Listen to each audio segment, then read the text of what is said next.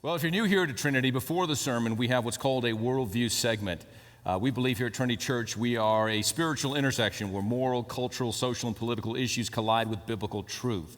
We base this moment in our services on the weekend out of 1 Chronicles 12:32, where it says the sons of Issachar understood the times in which they lived and they knew what they should do. We need to understand the times in which we live so that we could know what we should do. So we want you to be informed to pray so that you can be empowered to act. I want to talk about radical science. It's amazing nowadays what passes for science.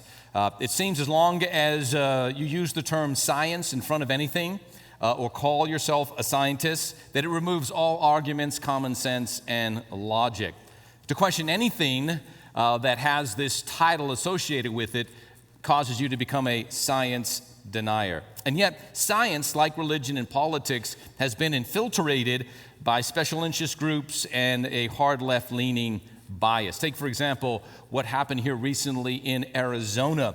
A school board member recently leaked an excerpt from a radical science curriculum biology book to parents.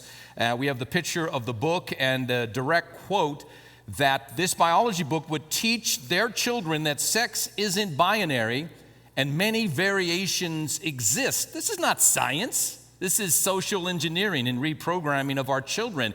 And what we know has been underway really for decades is now reaching a diabolical level.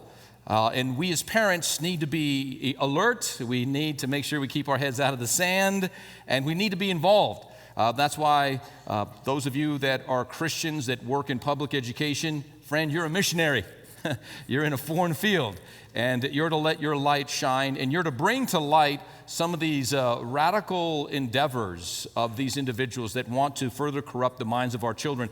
And once again, not all that says it's science or science-based is science. Just consider the scientific theory of evolution, our origins. They want you to believe that that we evolved from monkeys, and they base that on science. You can't trust everything that says it's science.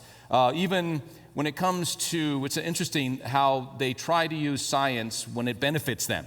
When it comes to global warming, science-based. When it comes to applying true science, though, to the whole transgender debate concerning the biological difference between boys and girls, it doesn't apply there. When it comes to applying true science to life in the womb, they say, no, it's not a viable human living being inside there. And so you cannot throw out your common sense. You cannot throw out your reasoning. You cannot throw out your logic.